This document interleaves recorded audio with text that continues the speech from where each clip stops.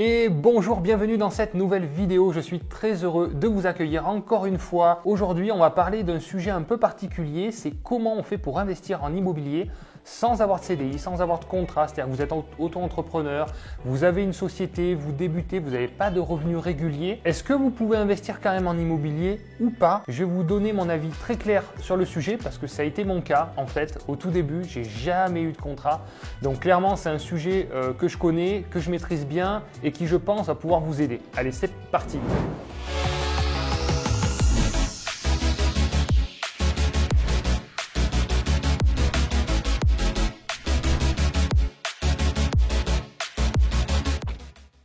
Dans un premier temps, si vous n'avez pas encore téléchargé le montage du dossier bancaire, c'est une checklist complète, c'est en description. Je vous invite à le faire parce que ça va clairement vous aider pour cette vidéo, parce que si vous avez une situation qui n'est pas terrible professionnellement, il faut au moins avoir un super dossier bancaire. Donc téléchargez-le, c'est totalement gratuit. J'ai énormément d'avis positifs dessus. Tout le monde me dit mon banquier est super content, ça lui a évité pas mal de boulot et surtout ça montre un côté très pro. Évidemment, ce dossier, j'ai dû le travailler en profondeur pour qu'il soit le plus parfait possible, pour enlever le moindre doute au banquier, parce que ma situation pro, elle était clairement pas terrible. Donc moi, pour parler de mon expérience, en fait, si vous me suivez depuis un petit moment, ou pour ceux qui me découvrent, je vais faire un petit récap rapide. J'étais aide-soignant à la base, voilà, donc que des remplacements. Donc CDD, intérim, voilà, beaucoup de périodes aussi de chômage et de Pôle emploi. Donc j'alternais un petit peu tous les ans, comme ça tournait pas mal. Parce qu'il y avait du boulot et en fait j'ai toujours aimé ma liberté. Et comme je savais qu'il y avait du boulot, pourquoi signer un CDI alors qu'il y a du boulot dans mon secteur? Voilà. Donc moi j'aimais bien ces moments de mini-retraite, on va dire ça, où voilà, je découvrais la vie un petit peu différemment et je pense que c'est ce qui m'a donné envie aussi de me lancer à fond dans l'immobilier, obtenir cette totale liberté que d'ailleurs on me disait quand j'allais en maison de retraite, il y avait toujours des petites mamies qui me disaient mais profitez de la vie, profitez, vous êtes jeunes, ça passe vite et tout. Bon, j'étais là, ok, c'est cool, oui, je veux profiter, mais comment faire quoi? On doit bosser, on doit payer un loyer, enfin voilà, on est dans un cercle infernal. Et là, avec l'immobilier, clairement, quand j'ai commencé à investir et que j'ai vu que j'avais autant de loyer que mon salaire sans rien faire très facilement avec mon premier investissement, je me suis dit waouh, c'est quand même incroyable. Et tous les mois, ça revenait, ça revenait, ça revenait. Bon, ok, et là je me suis dit, allez, on y va à fond parce qu'il y a vraiment un effet de levier puissant. Donc moi, ma situation, c'était celle-là. Donc clairement, pour les finances, ça a été compliqué, hein, je ne vais pas vous le cacher. C'est beaucoup plus dur quand on n'a pas de CDI, quand on n'a pas de régularité de revenus. Donc premier point important, il va falloir montrer à la banque que c'est une volonté de votre part d'être dans cette situation. Il ne faut pas montrer que ce soit subi. Ah ouais, je trouve pas de boulot, c'est la galère. Non, c'est pas la galère. Moi, volontairement, je prenais du temps parce que je voulais investir dans l'immobilier d'une manière approfondie, sécurisée et professionnelle. Et donc, j'expliquais que c'était un choix de ma part, que je voulais prendre du temps pour vraiment faire de bons investissements, qu'il y avait de toute manière du boulot dans mon secteur. Voilà. Et je montrais en fait la régularité. Voilà, alors comment j'ai montré la régularité dans une situation qui n'est pas régulière en fait, en quelque sorte. Donc là, j'avais fait un petit tableau très simple et dans ce tableau, j'avais mis deux lignes.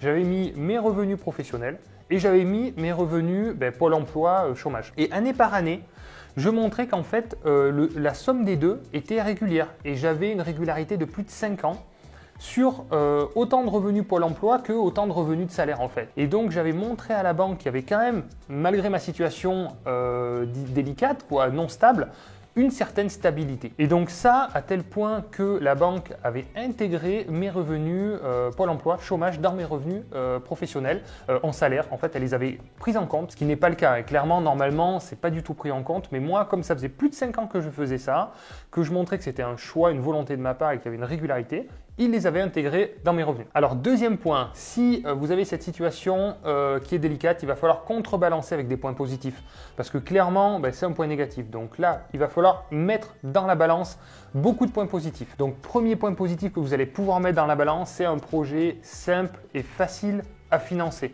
Donc petit budget, déjà loué, achat en nom propre, achat à moins de 100 000 euros. Voilà un tout petit projet très simple pour mettre la main à la pâte. Après, rassurez votre banquier sur le fait que votre projet va bien se passer.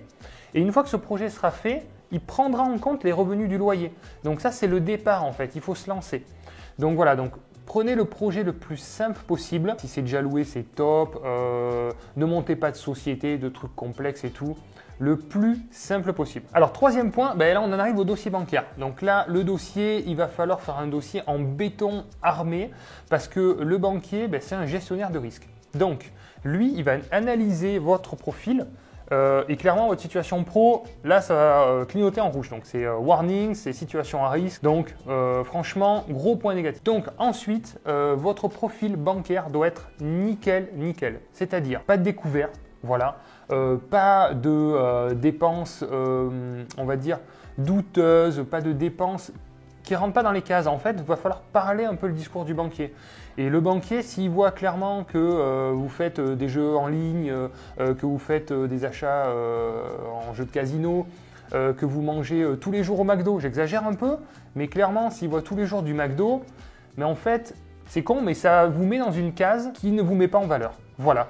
Donc moi, je sais que toutes ces dépenses-là, elles sont payées à part. Voilà, et j'ai des relevés de compte qui sont vraiment clean et qui sont beaux pour le banquier. Voilà. Donc après, lui, en fait, à chaque fois qu'il va y avoir un doute, il va falloir avoir une réponse sécurisée. Parce que lui, en tant que gestionnaire de risque, il veut éliminer le risque. Donc vous, il ne faut pas vous faire prendre en défaut. C'est-à-dire qu'il faut anticiper toutes les questions qu'il va pouvoir vous poser et pouvoir mettre des verrous à chaque fois. Voilà. Donc pareil, les préconsommations, clairement, il en faut pas. Pas de préconso. Si vous avez une voiture que vous êtes fait plaisir, vous avez fait un préconso, vous la remboursez. Vous roulez avec une 106, une 206, une vieille voiture, ce que vous voulez. Mais on s'en fout. Ce que vous voulez, c'est construire votre avenir, c'est développer votre patrimoine immobilier. Restez focus et donnez-vous les moyens d'y arriver, quoi. Donc le préconso, c'est clairement un handicap. Alors ensuite, pareil, les relevés de compte. Vos relevés de compte, on en a parlé un petit peu, c'est les 3 derniers mois qui comptent le plus. Donc pareil, si vous avez été à découvert, sachez que tout ce qui est agio, ça apparaît 2 mois ou 3 mois après avoir été à découvert. Donc clairement, ça, c'est le gros indicateur. Votre dossier, hop, poubelle, terminé. C'est le panier du banquier. Voilà, donc ils font tous des paniers entre eux et donc là, vous allez finir dans la corbeille. Donc il ne faut absolument pas de découverte, pas d'agio, pas d'indicateur de ce type-là, en tous les cas, dans vos relevés de compte. Clairement, vos relevés de compte, il faut vous dire, c'est votre carte d'identité. Voilà, donc le banquier vous connaît que par ça. Donc il faut vraiment que vous ayez des super dépenses, que vous ayez un bon profil, une belle tenue vestimentaire, tout ce qui va avec. Voilà, il faut parler banquier. Voilà, vous mettez dans la peau du banquier, vous mettez à sa place et si vous voulez faire confiance à quelqu'un, il faut que tout soit nickel, quoi. Alors, autre point que vous pouvez mettre en place qui est intéressant et qui donne un bon indicateur au banquier, ça lui fera plaisir, c'est d'avoir des versements programmés sur un compte épargne. Alors, c'est pas la peine de verser beaucoup parce qu'il y en a plein qui vont me dire « Ouais, mais j'ai pas les moyens finalement de verser de l'argent. » Même 50 euros. 50 euros par mois, tout le monde peut le faire. Me dites pas que vous pouvez pas le faire, c'est pas possible. 50 euros par mois sur un compte épargne, ça donne un indicateur positif à votre banquier, c'est-à-dire « Ok, il sait maîtriser son budget, il sait mettre une petite somme de côté tous les mois, c'est-à-dire qu'il est en excédent positif tous les mois et il place de l'argent tous les mois. » Voilà, ce n'est pas forcément le volume, c'est juste l'indicateur que ça amène qui est intéressant. Donc ça, si vous ne l'avez pas fait, mettez-le en place le plus vite possible. Après, la présentation de votre projet doit être hyper carrée. Donc là, c'est pareil, dans la checklist, vous avez toute la présentation de votre projet. Elle doit être vraiment bien ficelée, c'est-à-dire tous les chiffres, les indicateurs précis, vos devis avec les entreprises de travaux, avec les décennales, etc., etc. Voilà, donc c'est vrai que nous, on le fait avec Travaux Locatifs. Hein, si vous ne connaissez pas, c'est la société de courtage en travaux qu'on développe pour l'accompagnement personnalisé. Donc, si vous avez des travaux à faire, n'hésitez pas à regarder le site Travaux Locatifs. Pub, c'est bon, c'est fini. Et du coup, là, on donne vraiment des devis avec des artisans, avec les assurances, etc. Ça montre vraiment votre côté professionnel. Ok, vous avez demandé même les assurances décennales, responsabilité civile aux entreprises de travaux. C'est très sécurisant pour la banque parce que la banque aime bien travailler avec des entreprises aussi qui sont bien assurées, qui sont solides, solvables. Donc voilà, c'est encore un point positif. Après, au rendez-vous, moi, ce que je vous conseille, c'est d'y aller avec le dossier papier. Vous l'imprimez. Donc tout est imprimé, vous avez le gros dossier, tout est imprimé et votre ordinateur portable. Pourquoi? Parce que le banquier ne peut pas recevoir de pièces lourdes. Donc si vous voulez lui envoyer toutes les pièces à la main, donc ça sera par mail uniquement. parce qu'il ne peut pas recevoir tout ce qui est WeTransfer, accéder au Google Drive, des choses comme ça. Ça serait plus simple, mais malheureusement, les ordinateurs sont protégés. Donc, en fait, je lui donne le papier, c'est-à-dire que c'est pour lui. Et pour lui éviter de tout scanner, faire des photocopies et tout, là, on parle du projet. Il y a le dossier, il y a tous les documents qu'il veut. Et vous prenez votre ordi, et là, moi, je travaille sur un drive. Donc effectivement, sur mon drive, j'ai toutes les informations, tous mes relevés de compte, j'ai tout ce qu'il faut. Et donc là, s'il manque quelque chose, je lui envoie par mail au fur et à mesure. Comme ça, votre dossier, vous partez du rendez-vous, le dossier est complet et bouclé. Et comme ça, il ne manque plus rien. Plutôt que faire des échanges de mails, vous allez perdre du temps parce que au bout de 15 jours, le banquier va se rendre compte qu'il manque une pièce. Il va vous envoyer un mail, vous allez traiter ça. Lui, il va revenir 15 jours plus tard parce qu'il va manquer une autre pièce. Votre dossier n'est pas monté, ne part pas en décision. Et au final, vous perdez énormément de temps. Alors qu'en fait, vous savez que quand vous êtes au moment du compromis, vous avez un délai qui est très limité dans les conditions suspensives d'obtention de financement. Et donc, le temps court, il ne faut pas perdre de temps. Allez, quatrième point maintenant, on a vu le dossier, on a vu un petit peu l'attitude. Maintenant, il va falloir vous armer de patience parce que vu votre situation, il va falloir faire beaucoup de banques. Voilà, donc c'est pas le coup d'aller voir que sa banque, puis d'attendre patiemment. Parce que les banquiers, qu'est-ce qu'ils vont faire? Ils vont vous voir en rendez-vous, vous allez avoir un super dossier bancaire, bonne présentation, bon relevé de compte, etc. etc. Mais le banquier va, lui, être OK. Il va vous dire OK, mais moi, super, bon projet, je vous finance. Voilà, et il le pensera, hein. Au moment où il vous le dit, il le pensera. Mais pour l'avoir vécu plusieurs fois, la réalité est bien différente. C'est-à-dire qu'entre une parole orale, OK, je vous finance, et l'offre de prêt écrite, en fait, il y a un monde. Donc, tant que vous n'avez pas l'offre écrite, la parole ne vaut rien parce que, en fait, c'est souvent, ce ne sont pas les conseillers qui décident, c'est un supérieur hiérarchique. Donc, comment il va présenter le dossier, comment le supérieur va l'appréhender, etc., etc. Il y a beaucoup de paramètres qui font que entre le oui du banquier, le oui final, clairement, je ne vais pas vous faire peur, mais il y a 80% de pertes. Moi, je me suis fait tellement avoir.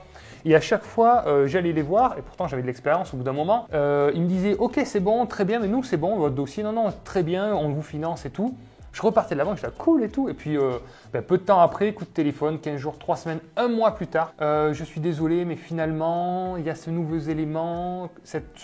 élément qu'on n'a pas pris en compte, qui vient d'arriver, etc., etc. Bref, toutes les raisons sont bonnes, mais au final, vous avez un refus de prêt au dernier moment. Et là, c'est terrible, parce que vous perdez le projet. Donc, franchement, plus votre situation est compliquée, plus vous allez devoir vous motiver pour faire beaucoup d'établissements bancaires. Voilà. Donc, moi, je sais qu'à partir de entre 600 et 800 000 euros d'encours, j'ai dû vraiment faire beaucoup de banques. Je sais que j'en ai fait plus de 30, voilà, pour arriver à débloquer cette situation.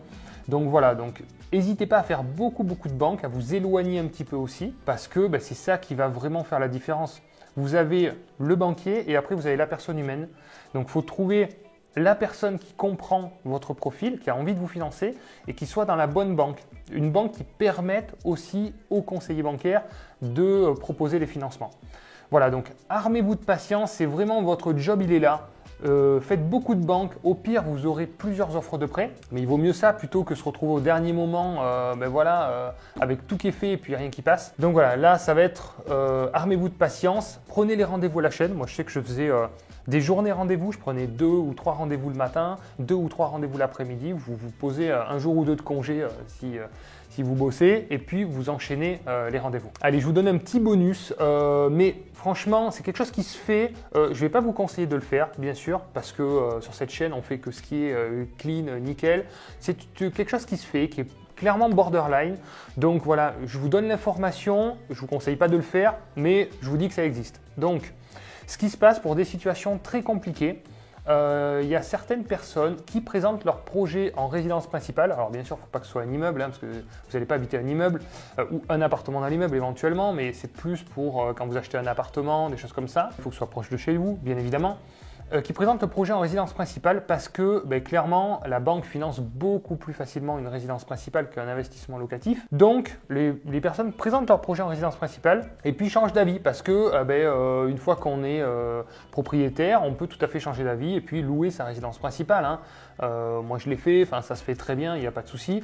On peut être propriétaire, on habite dans sa résidence principale quelques temps, puis finalement on décide de déménager pour telle ou telle raison et puis on va mettre sa résidence principale à louer. Voilà, donc c'est quelque chose qui se fait, clairement c'est borderline, mais Voilà, dans une situation extrême, bon, certaines personnes le font, vous vous sentez plus ou moins à l'aise avec ça, en tout cas je vous donne l'info et puis vous en faites ce que vous voulez. Voilà, donc j'espère que cette vidéo vous a plu, je vous invite à télécharger vraiment cette checklist parce qu'elle va vraiment vous aider dans le montage du dossier bancaire.